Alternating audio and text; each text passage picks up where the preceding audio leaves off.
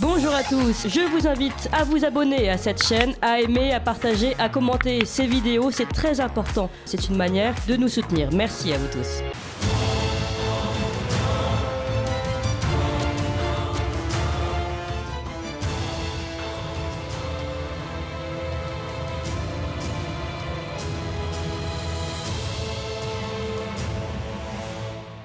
Alors, il n'y a pas une semaine où on ne voit pas Joe Biden tomber, trébucher ou alors ne pas savoir où se mettre lors d'événements officiels. Et vous le savez, le 5 novembre 2024, donc les Américains éliront leur prochain président. Hier, l'ancien vice-président de Donald Trump, Mike Pence, a déposé sa candidature à la présidence des États-Unis face à son ancien supérieur. Et du côté républicain, Robert Kennedy Jr., le neveu de John Fitzgerald Kennedy, s'est lancé dans la course à la présidentielle face au président sortant, Joe Biden. Et pour en parler ce matin, nous sommes avec Nicolas Conquer. Bonjour Nicolas Conquer. Bonjour Quentin. Alors, nos auditeurs vous connaissent, vous êtes porte-parole du Parti républicain américain en France. Et alors, je voulais revenir avec vous déjà sur le bilan de Joe Biden aujourd'hui, notamment sa popularité aux États-Unis, mais aussi dans le camp démocrate. Où en est Joe Biden aujourd'hui ? Alors effectivement, sur le bilan de la politique de Biden depuis qu'on est à peu près à mi-mandat, il est quand même assez catastrophique. Il essaye un petit peu de donner du change. Là, dernièrement, il fait passer une victoire, ce qui est en fait vraiment une victoire à la Pyrrhus, qui est d'avoir élevé le seuil d'endettement parce qu'il a réussi à trouver un compromis avec les Républicains, alors que lui, c'était toujours mis en avant comme quoi il allait pas négocier d'un iota. Au final, voilà, il a une position assez fragile. Et ce qui vaut une cote de popularité qui frise tout juste les 40% d'opinion favorable, ce qui est historiquement le bas. Et ce qui est plus préoccupant au sein du camp démocrate, c'est que seulement 6 démocrates sur 10 souhaitent qu'il se représente pour un deuxième mandat. Pour juste mettre en perspective, lors des élections en 2020, lorsque Donald Trump se représentait à sa succession, c'était 9 républicains sur 10 qui voulaient qu'il soit réélu. Donc, dans cette course aux primaires, bien qu'il soit là en train de fuir le débat, et comme il a pour habitude d'aller se réfugier dans son bunker en sous-sol chez lui pour faire campagne, il se refuse d'avoir une primaire ouverte et de débattre avec les autres candidats qui pourtant apportent des idées innovantes, intéressantes au sein des camps démocrates, comme vous l'avez mentionné, Kennedy. Donc on peut s'attendre qu'il soit un petit peu chahuté par la gauche plus modérée pour qu'on puisse rentrer dans une primaire et qu'on lui fasse un petit peu ouvrir un petit peu sa position et laisser à la voix à d'autres peut-être franges du parti qui seraient moins radicales que la sienne. Et vous pensez qu'il va s'accrocher notamment à son poste, ou alors que justement il peut laisser la main, sachant qu'il est d'un certain âge et que les 4 ans n'ont pas été une sinécure pour lui, enfin déjà les 2 ans qu'il a passé n'a pas été une sinécure pour lui.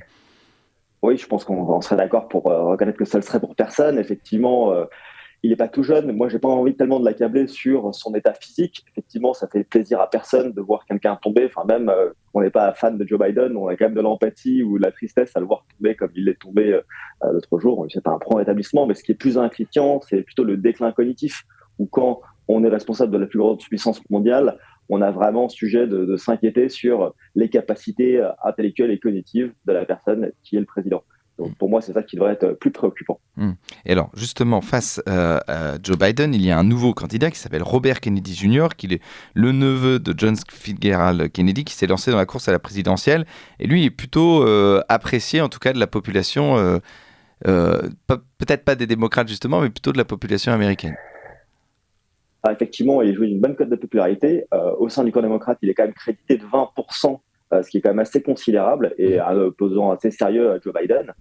Maintenant, il a beau avoir une opinion favorable au sein de la population, il est très critiqué par les médias, il est très critiqué par l'establishment parce qu'il a des propositions qui sont vraiment très clivantes. On le considère de complotiste, alors que vous le savez bien, et vos éditeurs aussi, que les complotistes d'hier sont peut-être ceux qui avaient raison un petit peu trop tôt et qui s'avèrent peut-être parfois être ceux qui étaient partisans de la raison, notamment en tout ce qui concernait la gestion du Covid et sur d'autres sujets. Il a des positions qui, en fait, au sein de son propre camp démocrate, le rendent assez populaire, alors qu'elles peuvent en soi toucher une population assez large, notamment dans le camp indépendant. Je m'explique. Il est déjà, pour faire son annonce de candidature, pour commencer, il l'a fait comme Ron DeSantis sur un Spaces, donc sur Twitter, en présence de Elon Musk, ce qui voilà, donc déjà ça c'est une marque d'être ouvert à la liberté d'expression et au débat que de faire cette prise de parole sur Twitter. En ce qui concerne, il a réaffirmé son attachement à la Constitution. Donc il dit, moi je suis un absolutiste de la Constitution, ça veut dire une défense sans entrave de la liberté d'expression. Il est très favorable au port d'armes, pour un contrôle de l'immigration, la sécurité, enfin à la frontière sud des États-Unis. En soi, des thèmes qui moi me sont chers, sur lesquels on pourrait trouver un terrain d'entente. Mais bon, vous l'aurez compris, c'est pas mon poulain. Mais voilà, c'est ce qui lui vaut aussi d'être très critiqué dans le camp démocrate, et il incarne aux yeux de beaucoup des travers dans lesquels la frange un peu radicale du camp démocrate ne veut pas du tout considérer. Et justement, on l'a dit, Robert Kennedy Jr. est le neveu de John Kennedy. Alors ça reste quand même important pour les Américains. Il y a encore un effet Kennedy 50 ans après John Fitzgerald Kennedy. Alors effectivement, il y a toujours l'aura et un peu le mythe autour de tout ce clan, plus un peu toutes les spéculations liées au meurtre, à l'assassinat de John F. Kennedy, son frère, donc le père de maintenant. Ce qui est plus préoccupant, c'est qu'effectivement, voilà, c'est une figure qui a une certaine cote de popularité. Il a son nom. Derrière, il y a aussi voilà, une vie. Il a eu quelques maladies qui lui vaut aussi d'avoir une voix un peu enrouée. Enfin voilà, qui lui donne soit de la sympathie, soit un peu de difficulté à être écouté.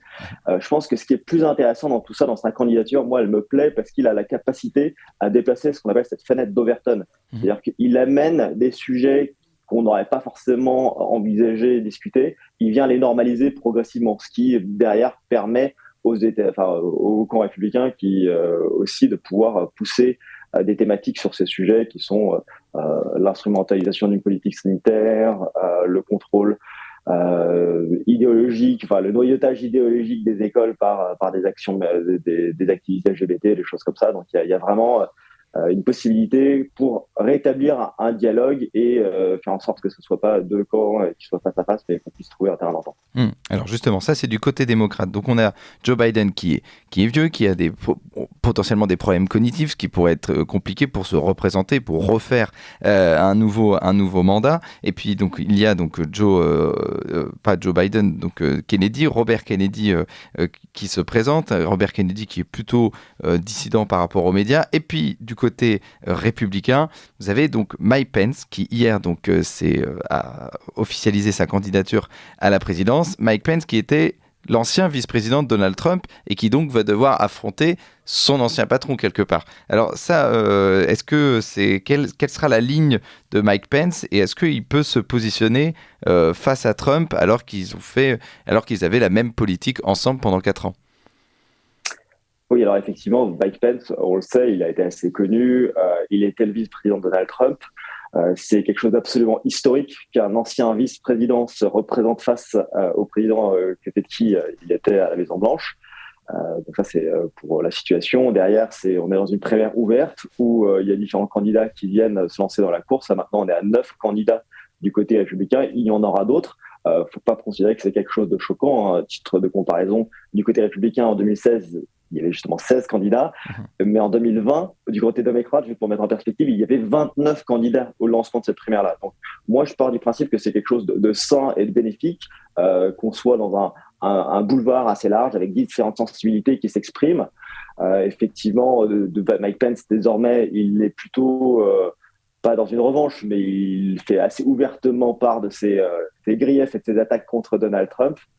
Il ne va pas avec le dos de la cuillère, donc bien qu'il soit à l'heure actuelle crédité d'uniquement de 1 à 2% de sondage dans les sondages, il va pouvoir, il va pas y aller de main morte contre Donald Trump. Est-ce que ça va permettre à une autre personne d'émerger? Quel est le fond véritablement de sa candidature? Parce que on est quand même dans une situation où, à l'heure actuelle, dans le camp républicain, Donald Trump est très loin dans la course, suivi d'un challenger dont on va entendre de plus en plus parler, qui est Ron DeSantis. Donc on pressent que la course va s'effectuer uniquement entre ces deux candidats et que derrière, on a des candidats qui peut-être allument un peu des contre-feux, qui essayent un petit peu de s'annuler les uns les autres. Mais voilà, quel est le fond véritable, la finalité poursuivie par Mike Pence dans cette candidature? On ne le sait pas encore, on le verra au cours des mois à venir. Je dis juste qu'effectivement, après 2020, lui a quand même fait le souhait de se retirer de la vie politique. Je pense que voilà, comme Joe Biden et comme beaucoup d'autres, c'est quelque chose dont ils ont du mal à se détacher. Ils restent forcément bien attachés à cette sphère. Et justement, vous parliez de DeSantis, donc qui est sénateur de Floride, républicain, qui lui donc est d'origine cubaine, je crois, si je me trompe pas. Non, qui est d'origine Il est des familles italiennes. Italienne, pardon. Ouais. Et donc qui représente une France plus sérieuse, moins fantasque que Donald Trump. Et c'est aussi ça dont manquaient les Républicains en ce moment et qu'espéraient les Républicains. C'est-à-dire une candidature aussi aux Républicaines qui soit peut-être plus sérieuse, moins médiatique, on va dire, moins fantasque, on va dire, que Donald Trump. Absolument. Il fallait quelque chose qui attendait le Parti républicain et accessoirement le peuple américain dans son ensemble. En 2016, Donald Trump est arrivé, il a un peu noyauté cet establishment, ce côté classique du parti, parce qu'il avait ce caractère un peu tonitruant, et c'est une bête de scène inégalée. Là maintenant, et accessoirement un leader incontesté et avec vraiment un bilan qui est tout à fait à son honneur. Là maintenant, en 2024, pour la campagne à venir, est-ce qu'on a besoin d'agitateurs ou est-ce qu'on a besoin de quelqu'un qui va pouvoir redresser le pays après un premier mandat de Joe Biden et on ne peut pas se permettre un deuxième mandat. Donc, Ron DeSantis arrive. Depuis qu'il a officialisé sa candidature, il a fait casser Twitter parce qu'il l'a annoncé sur Twitter d'une manière absolument innovante. Il y avait tellement de personnes que les serveurs ont été complètement saturés. On peut parler d'un couac, ça c'est si on juge uniquement la forme, mais dans le fond, il y a un vrai programme qui se base sur ce qu'il a pu mettre en Floride et qui le crédibilise, qui le renforce sa position. Et depuis qu'il a officialisé sa candidature, l'écart entre lui et Donald Trump va en se réduisant. Et on a hâte vraiment à ce qu'on rentre vraiment dans le cadre des débats, qu'on puisse vraiment parler d'idées plutôt que se lancer des petites invectives, chose dans laquelle Donald Trump est un champion inégalé. Il s'est déstabilisé ses opposants, mais l'air de rien, ça va au-delà d'une simple animation et d'un feuilleton télévisuel. On arrive vraiment dans ce qui est l'avenir des États-Unis. Donc, l'idée, ça va être de choisir le bon candidat pour le Parti républicain qui sera investi et qui pourra remporter la Maison-Blanche en 2024. Et donc, Ron DeSantis, qui est le principal opposant pour cette course, notamment à la présidentielle face à Donald Trump, en tout cas au sein des Républicains. Je voulais revenir avec vous juste sur une affaire dont on a parlé lundi avec Stanislas Berton. C'est le groupe de réflexion Marco Polo qui a mis en ligne donc 10 000 photos d'Hunter Biden. Et parmi ces photos, il y a des photos compromettantes, notamment sur traite d'humains. Il y a des choses sordides. Il y a des histoires de détournement de fonds. On le voit, Hunter Biden aussi consommer du crack. Et il y a aussi donc toute une partie sexuelle compromettante avec de la prostitution, de la pornographie non consentie, de la pédopornographie. Et ça, justement, on explique que à ce moment-là, Joe Biden est au courant, en tout cas devait être au courant de tout ça parce que c'est le FBI, évidemment, c'est le FBI notamment qui a eu accès à toutes ces photos. Et aujourd'hui, aucun média n'en a parlé, à part peut-être les médias comme Radio Courtoisie ou les médias pas de grand chemin, on va dire. Et aujourd'hui, est-ce que vous pensez que cette histoire peut être une bombe qui peut exploser pendant la campagne si Joe Biden se présente, ou une bombe qui peut exploser même après la présidentielle quand Joe Biden ne sera plus président des États-Unis? Alors effectivement, il y a eu ces révélations de début de semaine. En parallèle de ça, il y a un comité au Congrès qui a aussi instruit un petit peu ce dossier-là et qui met en évidence que Joe Biden ne pouvait pas, était même informé en fait de ces affaires de corruption, et donc lui qui a toujours prétendu ne pas être impliqué dans les affaires de son fils, là ça le met en porte-à-faux. Donc ça a des réels enjeux et ça peut vraiment mettre révéler au grand jour la corruption au sein de ce qui serait ce qu'on appelle le clan Biden. Donc je pense qu'ils auront à répondre de leurs actes si c'est pas avant la campagne. Je pense qu'on l'a vu dernièrement que comme Trump a été mis en examen, ça a créé un précédent. Nécessairement, Joe Biden et sa famille seront mis en examen sur ces questions qui sont très sérieuses. Hunter Biden, il est assez coutumier des faits. Il a révélé des crimes très très sérieux, mais on a pu voir lors des dernières élections qu'il y avait une intervention, une censure des big tech pour passer à couvert toutes ces affaires qui étaient vraiment de nature à changer le cours de l'élection et la nature du résultat. Donc c'est important de mettre ça, de révéler ça au grand jour et de faire en sorte que les pouvoirs qui reviennent à ces magnats de la Californie ne puissent pas déterminer d'une élection libre et démocratique. Merci beaucoup Nicolas Canquer. On continuera évidemment à suivre avec vous cette campagne présidentielle américaine qui s'annonce mouvementée. Alors, on rappelle que vous êtes porte-parole du Parti républicain en France. Merci à vous.